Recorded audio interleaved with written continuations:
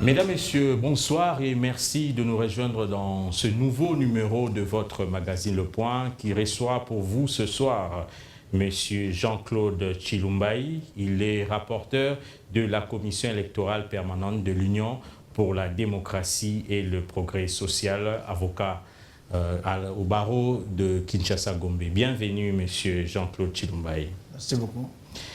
Monsieur Jean-Claude Tshilumbayi, on va directement attaquer l'actualité. Cela fait déjà plus de 100 jours que le chef de l'État, Félix Tshisekedi, a accédé à la magistrature suprême. Aujourd'hui, quelle lecture ou quelle analyse vous faites de son bilan? J'ai, moi, constaté que c'est un bilan qui n'est pas de 100 jours, c'est un bilan de 5 ans.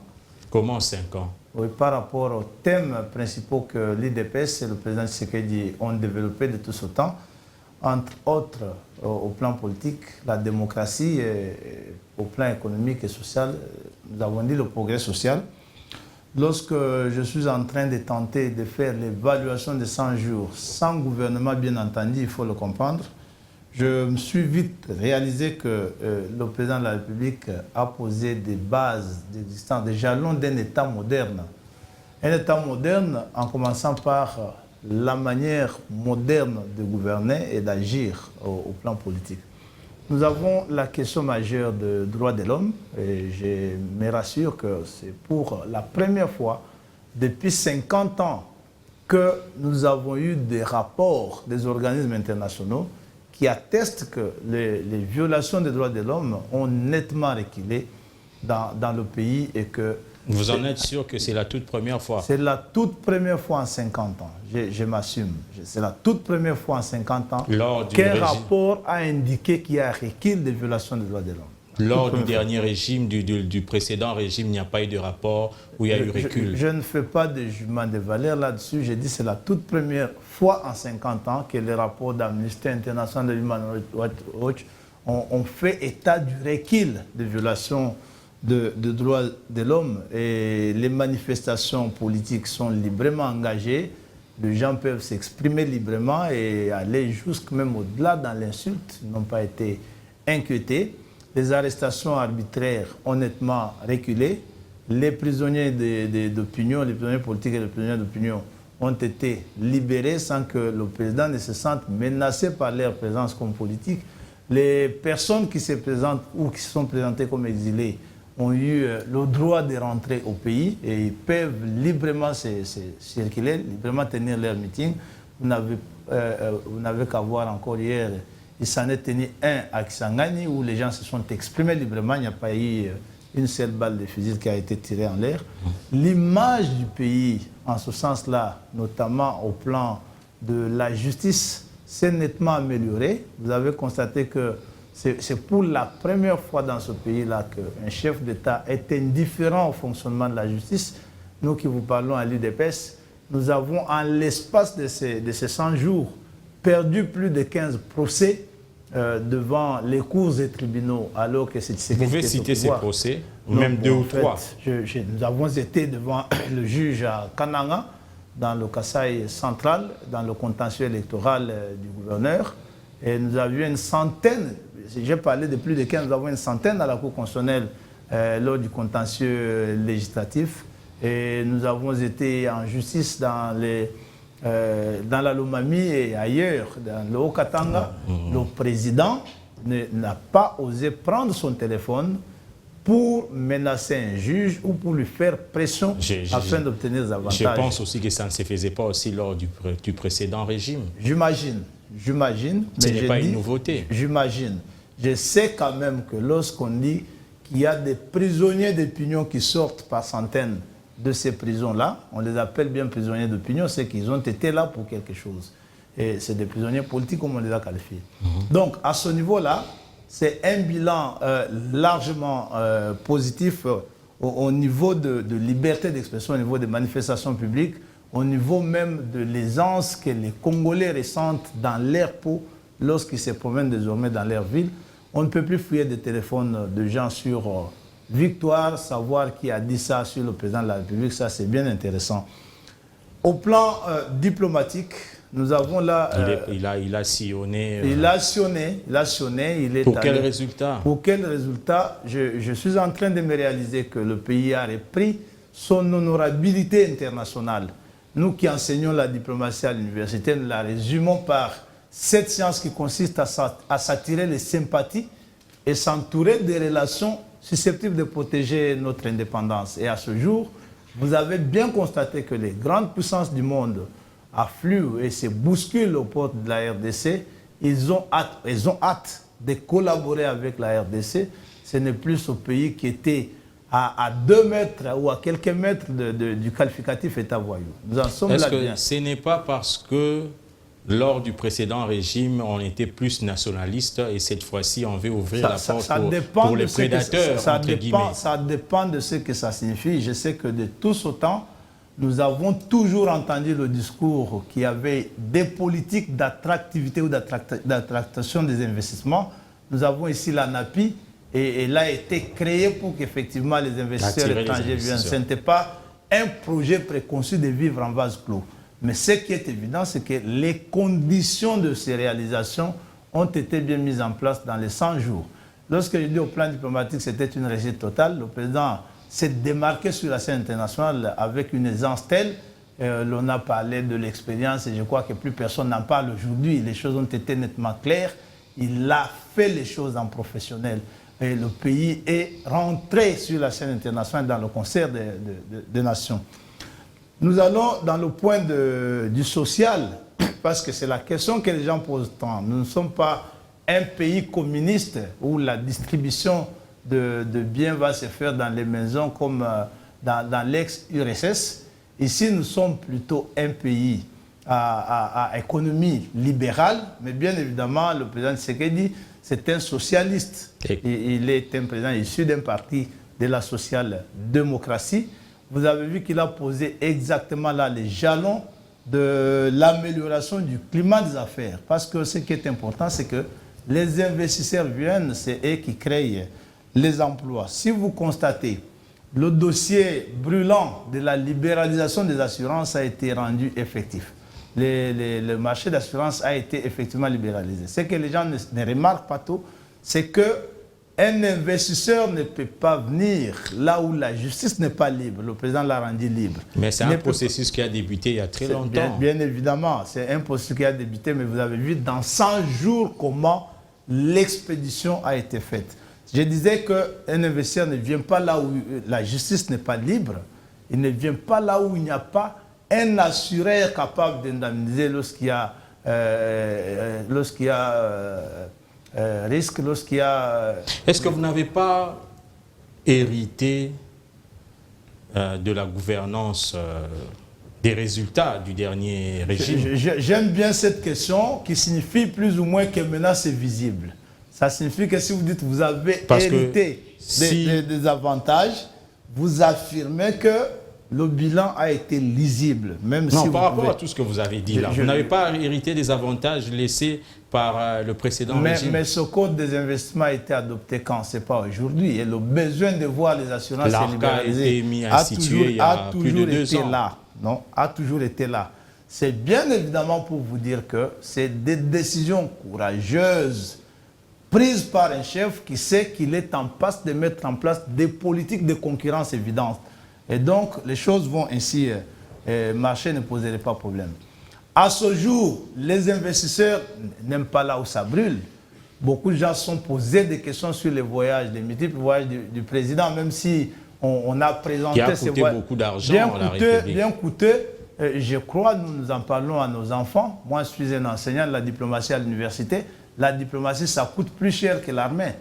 On ne peut pas s'imaginer qu'un chef d'État voyage pour commencer à négocier des hôtels au rabais pour ses délégations aux États-Unis et que les retombées sont bien claires. Aujourd'hui, le chef n'a pas encore engagé de guerre dans l'Est du pays. Vous pouvez compter des centaines de milliers de terroristes, des hommes armés, des groupes armés qui se rendent. Ça signifie que les ficelles qui étaient tirées d'ailleurs ont été coupées grâce à cette diplomatie pragmatique. On ne peut pas, on ne sait pas juger les résultats de tes activités, mais c'est bien visible, vous ne pouvez pas en douter là-dessus, les choses ont été bien claires. Lorsque vous descendez à l'interne, parce que c'est au plan social, vous avez constaté, j'ai vu même des gens se poser la question, où s'est trouvé cet argent de tout ce temps. Les routes de dessert agricoles sont en train d'être construites partout. On m'a posé la question par un intellectuel que je respecte beaucoup à Kananga, qui se demandait mais pourquoi le président a mis tant de moyens pour la route Kananga d'Imbelenge, une route en terre battue qui serait... Je lui ai dit c'est parce qu'on veut de l'efficacité. Et ces travaux sont partout et se déroulent dans la plus grande rapidité et résolvent les problèmes. Les routes de dessert agricole, vous avez vu des ponts en province orientale. Et là où ces travaux avaient été bel et bien financés, et que ça demande encore la technicité, parfois les procédures de passation des marchés, c'est des travaux qui vont continuer. Les 100 jours ont été une date indicative. Il n'était pas dit, et ce n'est pas logique, que le barrage de Katende allait être construit en 100 jours. Mais les 100 jours, c'est la détermination en termes de financement qui ont été débloqués. Maintenant, là où il faut importer du matériel, il faut le faire, ça doit prendre un peu plus de temps. Là où il faut faire l'appel d'offres pour que la main-d'œuvre, les investisseurs compétissent et les entreprises compétissent, il faut le faire. Ce qui implique qu'à mon niveau, à ce jour, le bilan est plus que parfait. 100 jours sans gouvernement. À l'UDPS, comment vous expliquez ce retard? Ce n'est pas à l'UDPS que nous devons expliquer. Il faut aussi rappeler ça à la communauté nationale. Nous sommes allés aux élections le 30 décembre et le peuple congolais a voté. Il a voté les députés séparément du président de la République. Il sait peu que le président de la République n'a pas eu la majorité au Parlement, dont sa famille politique n'a pas eu la majorité au Parlement. C'est tout à fait non, c'est classique. Il est bien vrai que ça étonne parce que c'est des choses que nous n'avons pas encore vécues au Congo. Là, qu'est-ce qui arrive? Qu'est-ce qui arrive? Lorsque la majorité est dans un autre camp, il faut dire que c'est un camp qui a ses caprices et ses projets. Ça s'appelle cohabitation. Dans le cas d'espèce où le leader de cette majorité au Parlement a préféré plutôt la coalition que la cohabitation, nous sommes à peu près dans un système qu'on appelle couplage. Ça signifie que la majorité présidentielle et la majorité parlementaire vont se retrouver dans un même camp. Mais cette fois-là, à cette seule différence, que cette majorité n'est pas homogène, elle est hétérogène. Et qu'à l'interne, il faut des discussions pour l'harmonisation des modalités pratiques de gouvernement. Les discussions ont pris plusieurs temps. Ces discussions peuvent prendre 2 mois. Elles peuvent prendre 16 mois comme en Belgique, qui est un pays de vieille culture démocratique. Et aujourd'hui, qu'est-ce qui bloque? Vous êtes au cadre du parti. Ces discussions peuvent prendre 16 mois parce qu'il s'agit là bien de mettre en commun 2 projets de société différents. Dans ces discussions, quel est l'élément qui fâche, qui bloque? J'ai dit c'est l'harmonisation, c'est la mise en commun. De quoi? Les projets qui ont amené le président Tshisekedi au pouvoir ont été élaborés pendant de nombreuses années. Il est tout à fait normal que le chef d'État pense que c'est son projet qui est le meilleur. Et le projet d'IFCC, c'est lui qui a donné cette majorité parlementaire. Il est aussi un projet peut-être élaboré de longue date. Il est tout à fait légitime que ce DFCC pense que c'est l'UDPS qui doit épouser leur projet. C'est des discussions de routine dans un système politique normal. Donc l'opinion peut retenir ce soir que c'est un problème de comment je peux expliquer, c'est un problème de projet du gouvernement. Mais il faut harmoniser, il faut harmoniser ce programme. Il faut aller sur la même voie parce que nous avons... Ça n'a rien à voir avec le nom de l'animateur de la primature, le nom des animateurs des différents ministères. Eh bien, c'est de la compétence du chef de l'État dans son pouvoir de négocier avec les alliés. Mais je ne crois pas que ce soit un problème d'individu, mais plutôt un problème de principes qu'il faut mettre en place. Les principes par rapport aux quotas réservés à l'UDPS au CACH. Pas forcément, le chef les a annoncés. Les principes, c'est par rapport à la lisibilité de la gouvernance. Il est un fait vrai, vous l'avez suivi dans son message au gouverneur.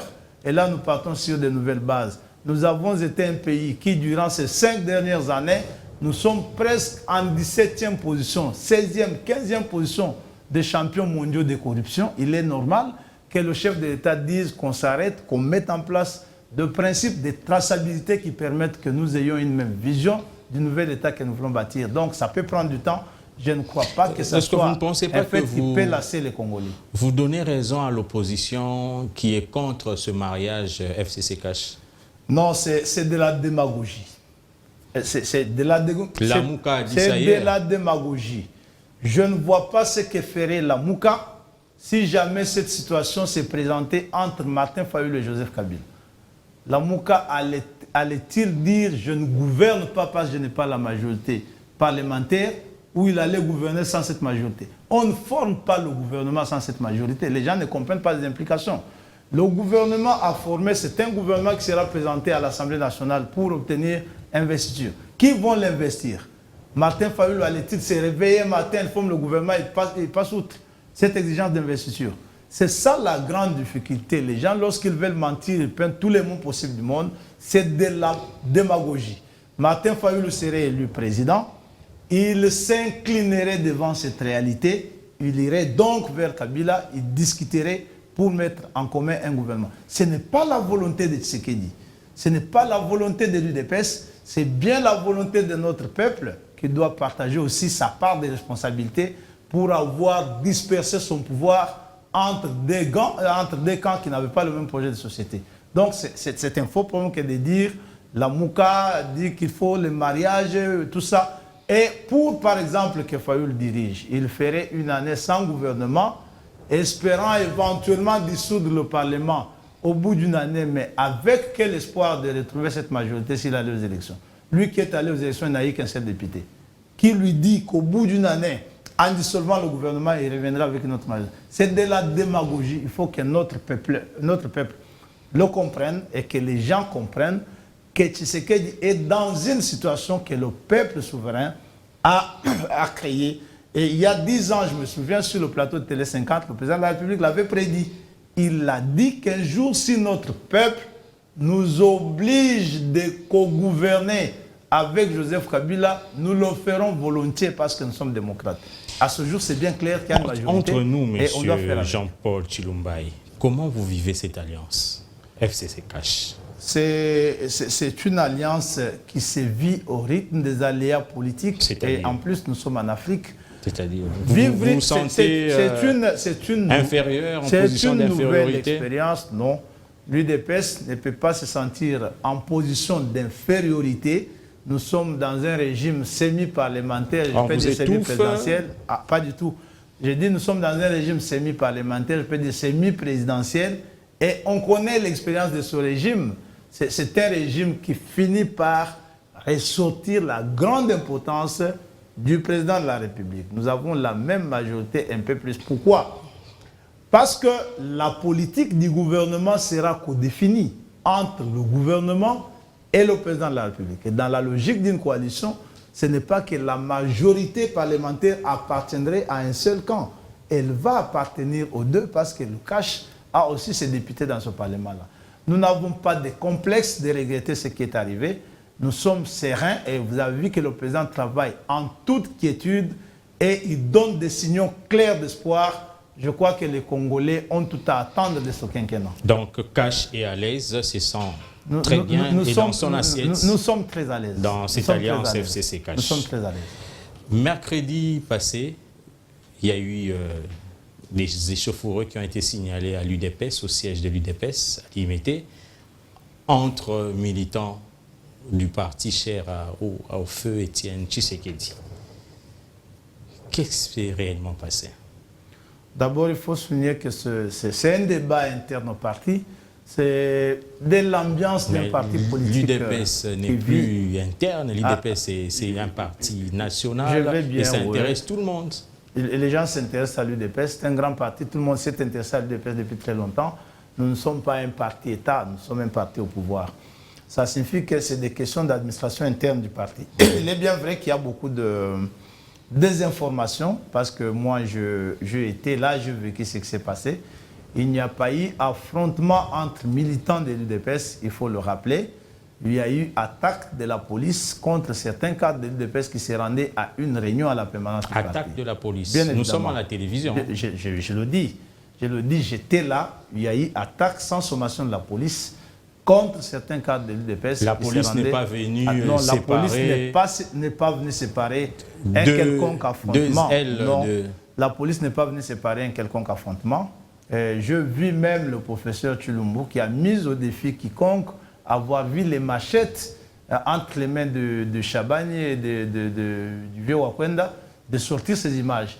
Toutes ces images qui ont circulé prouvent que c'est un discours fallacieux que de vouloir dire... Et la violence est même rapportée à la résidence de Papa Étienne Tshisekedi. C'est ce qui est déplorable, nous ne l'avons pas tous accepté, supporté. Je peux dire, nous autres, nos vies ont été même visées, et après certaines menaces qui ne sont pas importantes à signaler ici contre nos vies ont été répertoriées. Nous avons pris soin d'en parler aux autorités. Donc ce n'est plus interne là, parce que tout le monde le connaît. Qu'est-ce qui s'est passé? Bien évidemment, c'est des choses qui se sont déroulées à la place publique.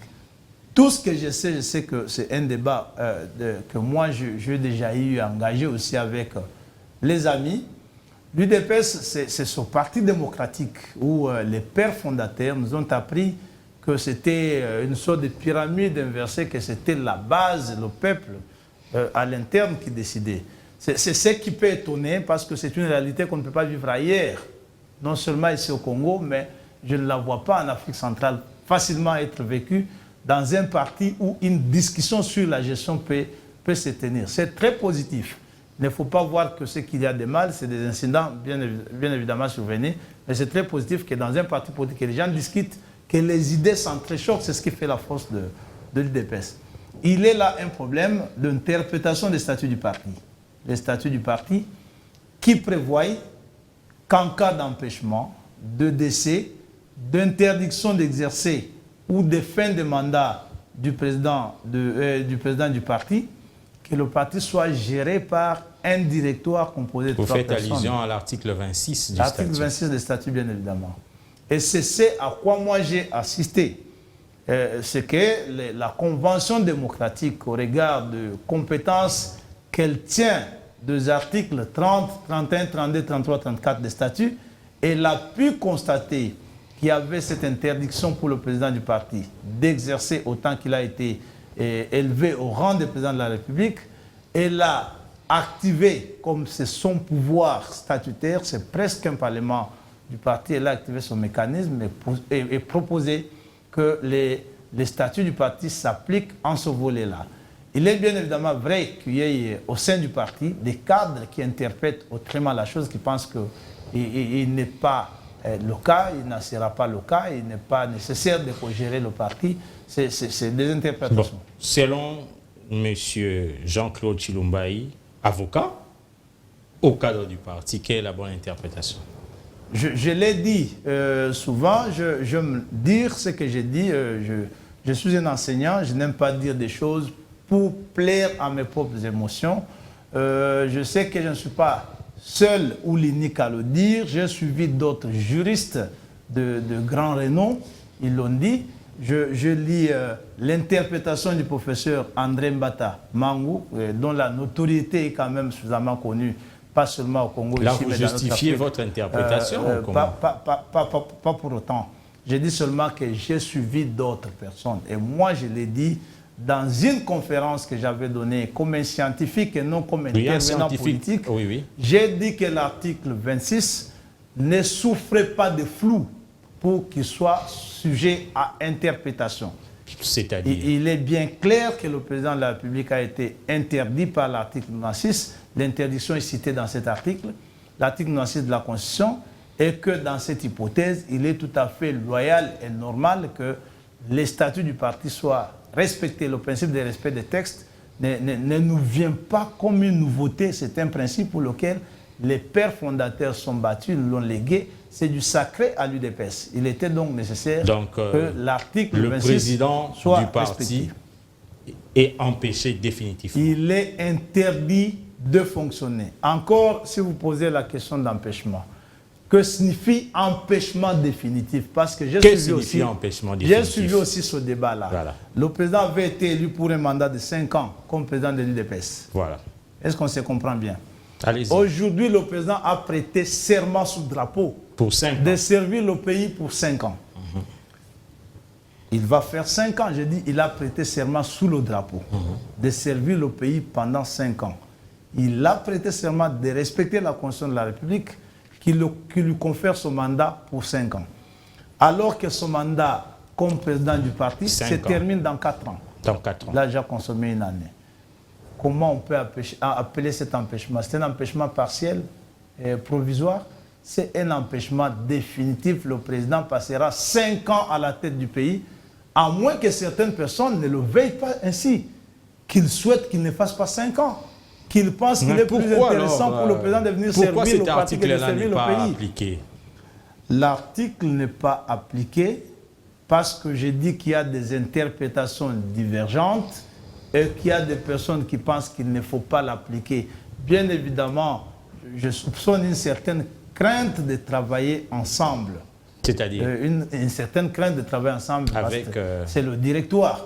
Et pourtant, dans le contexte qui est le nôtre, et lorsque vous lisez la ratio legis de cet article, c'est l'idée que le président Tshisekedi, de heureuse mémoire, s'était faite, de dire qu'avec son nom, avec son aura, et s'il arrivait qu'il soit empêché ou qu'il disparaisse, il allait bien être difficile qu'un seul individu dirige le parti. Il fallait ce directoire pour maintenir la cohésion du parti, pour en fait aller au Congrès et trouver un président qui allait réunir la légitimité nécessaire de délégués du Congrès, et le parti devrait être stable. Le vrai, oui. À la mort du Sphinx, du patriarche Etienne Tshisekedi, mais il n'y avait pas un directoire qui a été mis en place. Et bien mais évidemment, pourquoi vous tenez, lui d'ailleurs, il était mort. La seule différence entre la période du décès du président Tshisekedi et aujourd'hui, c'est que nous avons eu ces débats, et ils étaient même houleux, mais à l'interne du parti, parce que les gens s'y sont prêtés. Et toutes les partis ont accepté. Je me souviens que le président de la République, à cette époque, encore leader incontesté du parti, parce qu'il avait la légitimité de la base du parti, bien que n'existant pas les fonctions du président du parti, avait pris l'initiative de convoquer tous les juristes du parti pour interpréter cet article. Et quelle était la... Nous en étions arrivés à la conclusion que c'est ça la vérité de cet article, mais dans un contexte, bien évidemment, où la CEP n'existait pas, la Convention démocratique n'existait pas. C'est comme ça qu'il y a eu des aménagements internes en tenant compte de prescrits des statuts pour qu'on aille vite au Congrès, et le Congrès avait été convoqué. Je sais qu'à cette époque, il y a de nombreux cadres qui estimaient qu'il n'était pas nécessaire de convoquer le Congrès. Il fallait avoir un président Haï qui allait diriger le parti jusqu'aux élections. Ça n'a pas été accepté, mais les discussions ont eu lieu. Toute la différence, c'est qu'à cette époque-là, il y a eu un forum, il y a eu un cadre pour que les cadres du parti se mettent et échangent. Cette fois-ci, il n'y en a pas eu. C'est peut-être la maladresse qui a fait que ce problème soit traité à la place publique. Aujourd'hui, qui ne veut pas que cet article puisse être appliqué? Mais je vous ai dit que j'ai vu le vieux Victor Wakwenda et Maître Chabani, respectivement président de la CEP. Donc c'est eux qui ne veulent pas que... S'il vous plaît, président de la CEP et président de la Convention démocratique du parti, en train de se rendre à la permanence du parti pour la réunion du directoire. Et qu'arrivés à quelques 20 mètres de la permanence du parti, ils ont été repoussés par des gaz lacrymogènes et des coups de balles réels. Et qui a envoyé ces policiers? Qu'ils étaient prêts, ils voulaient s'y rendre. Et qui a Il envoyé est bien ces évidemment la question à poser là aux policiers eux-mêmes, notamment au major, je crois, Numbi, qui avait commandité les opérations, pour qu'ils nous disent qui a envoyé ces policiers. Qu'est-ce qu'il a invité dans les affaires internes d'un parti politique pour qu'il en soit le régulateur, alors que les partis politiques étant sous l'autorité du ministre de l'Intérieur, le ministre de l'Intérieur avait déjà été saisi de cette question. À ce que je sache, le directoire de l'UDPS est composé du président de la Convention démocratique, du président de la Commission électorale permanente et du secrétaire général. Mais aujourd'hui, l'UDPS, depuis que le secrétaire général a été promu président intérimaire, ce poste-là est vacant. Ce poste-là n'est pas vacant. Il n'est pas vacant, d'autant plus que le secrétaire général lui-même, il n'a pas encore démissionné. Je sais que le règlement d'ordre intérieur de l'Assemblée nationale n'interdit pas ce cumul. Oui, oui. De même que la Constitution de la République parle du chef de l'État et des membres du gouvernement à l'article 96. Pas des députés parlementaires. Elle ne parle pas de députés et de membres du bureau parlementaire. Toutefois, à l'UDPS, nous avons plutôt un article de statut qui dit que l'une des conditions pour exercer des fonctions de cadre à l'UDPS, c'est la disponibilité.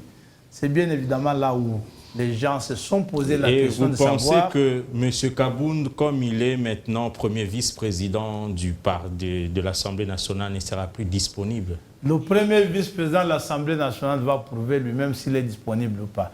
Bien évidemment, comment il va le prouver? En le disant? C'est par cette disponibilité à travailler et à être permanent au service du parti, comme là tu étais un secrétaire. Un secrétaire général du parti, c'est quelqu'un qui gère le pays, qui gère le parti au quotidien. Mais là, nous sommes en face de deux intérêts divergents probablement. Les intérêts d'une part de toute la République, où que le secrétaire général, devenu vice-président de l'Assemblée nationale, est appelé à servir comme membre du bureau de l'Assemblée nationale, c'est bien énorme. Vous prenez la gestion de son propre cabinet et des matières précises qui sont de sa compétence au regard du règlement d'ordre intérieur de l'Assemblée. Si ça va être possible de cumuler les deux. On a vu à l'époque M. Évariste Bouchab être secrétaire général du PPRD, président de l'Assemblée nationale. Il succédait à un autre secrétaire permanent ou général du PPRD, n'est-ce pas, qui était devenu président de l'Assemblée nationale, Vital Kamere. Je sais que celui-là a pris soin de prendre acte de l'interdit qui existait à cette époque, de ne pas être en même temps président de l'Assemblée nationale et président secrétaire général du PPRD. J'imagine que ce ne soit pas le modèle pour lequel l'UDPS s'est battu pendant 37 ans. De dire que les textes là, on s'en fout et puis on passe outre. C'est du sacré dans l'esprit des pères fondateurs. Est-ce que M. Kabound a déclaré qu'il sera indisponible parce qu'il est premier vice-président? Je dis qu'il n'a dit... Ou bien vous avez senti son absence depuis qu'il est... qu'il ne sera pas disponible. Et alors pourquoi tous ces problèmes autour de ça? Par contre, il dit être disponible pour servir le parti. Pas comme membre du directoire, mais comme plutôt président AU du parti. Nous avons rappelé, je crois que j'ai parlé du professeur Mbata ici, d'autres juristes, j'ai suivi d'autres cadres du parti illustrés, éliminés. Nous avons rappelé par rapport à cette question du président AI que les statuts ne prévoient pas cette fonction-là. Et nous avons connu d'énormes difficultés en justice avec les contentieux électoraux parce que nous n'avons pas été recevables du fait que les mandats aient été signés par une personne que les statuts n'habilitent pas à saisir la justice. C'est limpide. On ne va pas être intéressé par une situation de cette nature qui nous mettrait dans la condition de fonctionner comme parti politique, mais de ne pas être recevable vis-à-vis des administrations et des administrations publiques et des administrations judiciaires. Il faut qu'on y mette de l'ordre. En dehors de ça, c'est la faisabilité. Le parti est dans cette situation telle qu'il faut l'avouer. C'est le grand nom de Tshisekedi qui a harangué les foules à travers le pays. Moi, comme membre de la CEP, nous avons sillonné tout le pays, par véhicule, par moto, par vélo, pour former les témoins. Et nous sommes bien arrivés dans des milliers où nous avons constaté que l'UDPS, c'est une histoire d'antan. Bien que nous avons trouvé des personnes qui attendaient ça, disposées à travailler avec l'UDPS, que nous devions en même temps sensibiliser et organiser. Ça demande du travail. Nous n'avons que 5 ans pour répartir les tâches, pour que les gens se préparent à cette élection qui vient à grands pas. Mais aussi, entre-temps, nous aurons des élections locales qu'il faut préparer. Et ça demande que des personnes véritablement disponibles se mettent au service du parti. J'ai entendu, ici la question que vous l'avez posée, des gens dire, bon, écoutez, c'est un problème de leadership, Chaban veut prendre le parti, Wakwenda veut prendre le parti. Mais moi, je sais, moi, je suis rapporteur de la commission électorale permanente que dirige Chabani.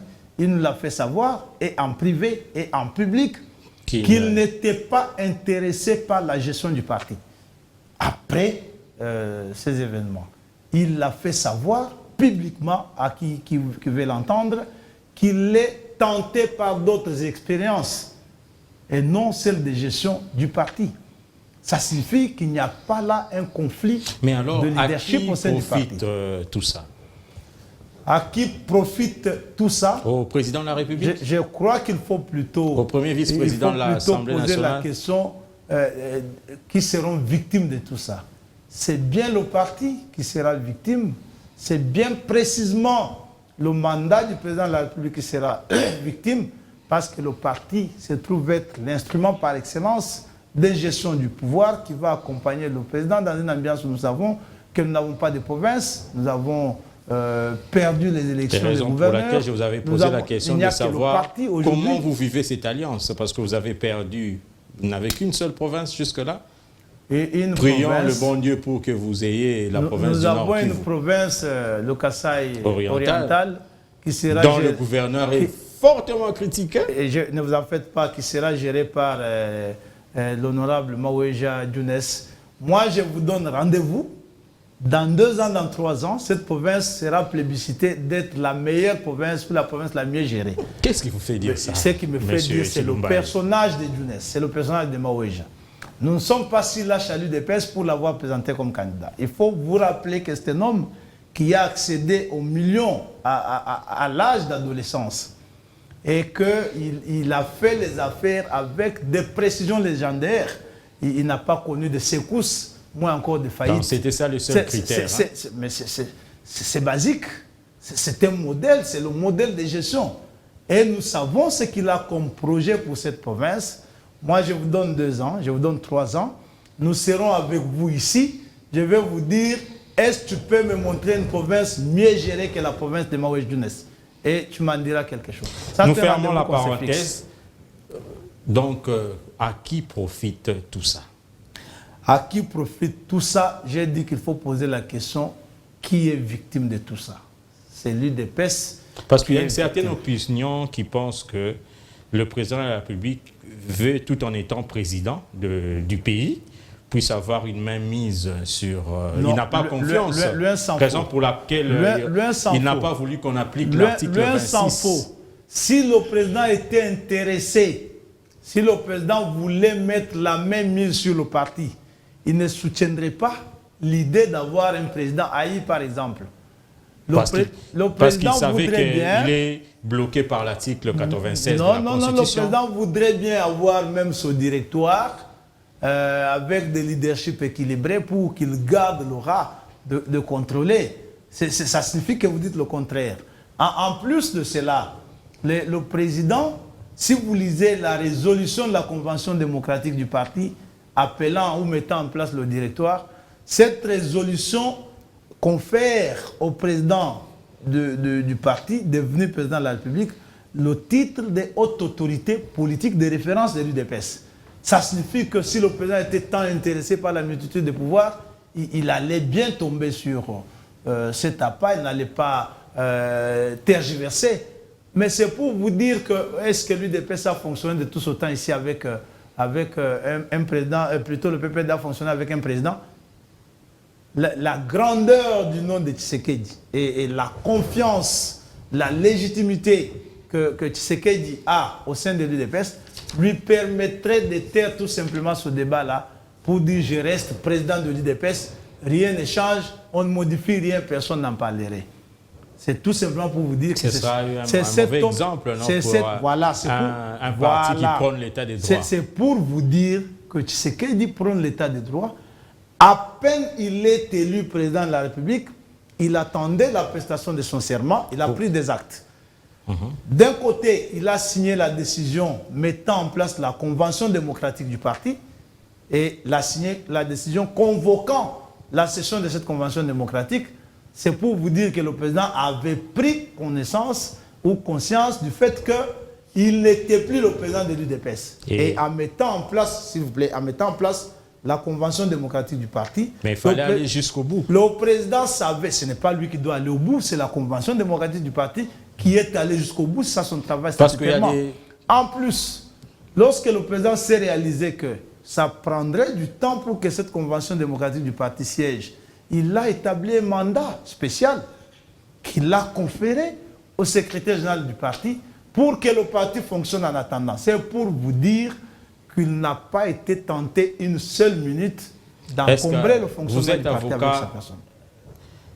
L'intérim peut prendre 4 ans? Non. Non seulement que l'intérim ne peut pas prendre 4 ans, mais l'intérim est organisé par le texte qui structure le parti. Je donne un petit exemple. Allez-y, M. Chilumbaï. Nous sommes là aujourd'hui, on dit qu'en cas de décès, d'empêchement, de vacances du président de la République, son intérim est assuré par le président du Sénat. Imaginons qu'aujourd'hui, que Félix Tshisekedi, pour s'être brillamment illustré sur le plan diplomatique, soit appelé par exemple à prendre les rênes de l'Organisation des Nations Unies comme secrétaire général des Nations Unies, et qu'il soit tenté par une telle fonction. Peut-on se réveiller un matin et dire, écoutez, je vais être secrétaire général des Nations Unies, je rentrerai. En attendant, ce n'est pas le président du Sénat qui dirige le pays. Bon, je donne au ministre de l'Intérieur. Ce n'est pas envisageable. C'est pour vous dire que cette mesure provisoire, qui n'est pas une mesure du reste, le président n'a pas pris une décision, nommant un président intérimaire. Il n'a pas pris une décision. Il a signé un mandat. Et le mandat, vous connaissez bien que moi, et peut-être mieux que moi, sa valeur juridique en termes de ce qu'il représente par rapport au mandataire et au mandant. Le mandataire, plutôt le mandant, ne donne que les pouvoirs dont il est détenteur. Ça signifie quoi? Les pouvoirs de donner les pouvoirs. Dans le cas d'espèce, on ne prévoit nulle part la possibilité que le président nomme un président dans les statuts.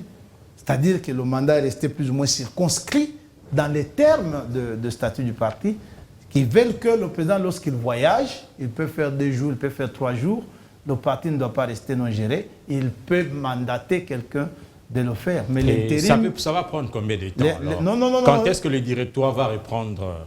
Le directoire a été lancé. Nous, on invite les uns et les autres à comprendre que l'intérêt du parti voudrait que les gens se mettent autour d'une table, d'autant plus que dans la logique de ce directoire, on est 4 personnes. Il est prévu que le secrétaire général, M. Jean-Marc Kabound, le président de la CEP, M. Maître Jacques Chabani, et le président de la Convention démocratique du parti se mettent ensemble. Et travailler ensemble, ça vaut tout son pesant d'or. Dans la mesure où aujourd'hui, les gens parlent des partisans de Wakwenda, des partisans de Kabound, des partisans de Chabani. C'est grave. C'est bien une fissure si on peut reconnaître que chacun a des partisans. Je me demande, alors, pourquoi le Sphinx, chacun ne peut pas... Qu'est-ce qu'il ressent là où il est? Pourquoi chacun ne peut pas amener ses partisans pour que le parti reste soudé? Parce qu'en croire ce qu'ils disent, par exemple, ce qui n'est pas vrai, qu'il y a eu affrontement entre partisans de Kabound, partisans de Chabani, partisans de Wakwenda, ça signifie que les gens reconnaissent que ce parti-là a un leadership morcelé et que la victoire de l'une de ces 3 personnes-là n'est pas dans l'intérêt du parti, parce que ceux qui se disent partisans ne vont pas marcher. Pourquoi ne pas les directoires puissent être installés, qu'on convoque un congrès, qu'on élise un nouveau président, comme ça on aura un leadership unique? Mais c'est tout ce qui ne pose pas problème. La Convention démocratique du parti l'a fait. Je crois que les uns et les autres vont mettre un peu d'eau dans leur vin. Il y a, comme je disais tantôt, plus d'intérêt à gouverner ensemble parce qu'il y a le consensus qu'il faut trouver au sein du parti, mais en même temps continuer de travailler parce que les problèmes qui se posent au sommet se posent aussi à la base. Dans de nombreuses fédérations, il y a des gens qui ont pris les initiatives de s'accaparer de pouvoir des comités fédéraux, dans l'idée que c'est un parti au pouvoir même.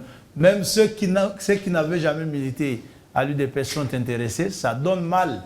Et lorsqu'il n'y a pas un leadership unifié à la tête du parti, ces divisions peuvent bien se prolonger à l'intérieur. Ce n'est pas de l'intérieur de l'UDPS. C'est là que j'ai dit, parce que le directoire n'est 4 personnes, la Convention démocratique du parti n'est 4 personnes, il est de bon droit, il est loyal, que les 3 se mettent ensemble pour permettre aussi à leurs partisans de se mettre ensemble. Vous avez vu une photo qui a circulé sur les réseaux sociaux. Vous allez on y a par vu là. Jean-Marc Kabound, on y a vu Jacques Chabani, on y a vu Wakwenda. Est-ce que si vous êtes attentif et que vous avez lu les commentaires des membres de l'UDPS sur cette photo-là, c'est ça le message de la base. Tout le monde s'est dit soulagé que ces gens se retrouvent et travaillent ensemble. Je n'ai vu personne dans ces photos-là commenter et dire pourquoi ils se sont mis ensemble. J'ai vu ceux qui soutiennent le CT Jean-Marc Kamoun, j'ai vu ceux qui soutiennent M. Jacques Chaban, le président de la CPC, qui soutiennent le vieux Okwenda. J'ai vu tout le monde soulagé. Ça signifie que c'est ça la volonté concrète de la base de l'UDPS, qui veut que les gens travaillent ensemble, ça ne tue personne. Et c'est très notre intéressant. volonté aujourd'hui, ce soir, est que cette émission prenne fin maintenant. Parce que nous avons épuisé nos 45 minutes. Vous avez un petit dernier mot en 10 secondes? C'est de vous dire merci en termes de tous ces débats qu'on fait. Je suis particulièrement moi soulagé. Je suis aujourd'hui consolé dans ce que je vois les choses bien marcher avec la détermination du président de la République. Il nous reste l'avenir, c'est lutter efficacement contre l'hémorragie financière, la délinquance financière, la corruption, les détournements pour que l'argent du trésor revienne au trésor et que les gens trouvent de l'emploi, que les gens soient payés, que le pays se modernise. Et du côté du parti, j'ai invité toutes les parties et chacun, en ce qui le concerne, à mettre un peu d'eau dans son vin parce que l'illustration que je vous ai faite la dernière prouve que la base du parti veut que les gens travaillent ensemble et non divisés. Merci, monsieur Je vous remercie pour l'intérêt que vous avez attaché à cette question-là. Voilà, merci, monsieur Jean-Claude Chilumbaï, d'avoir répondu à notre invitation. Je rappelle que vous êtes rapporteur de la commission électorale permanente CEP de l'UDPS. Donc, au cadre du parti, vous êtes avocat de profession. Merci à vous également, chers téléspectateurs, d'avoir suivi cette émission. Nous nous retrouvons la semaine prochaine. Au revoir.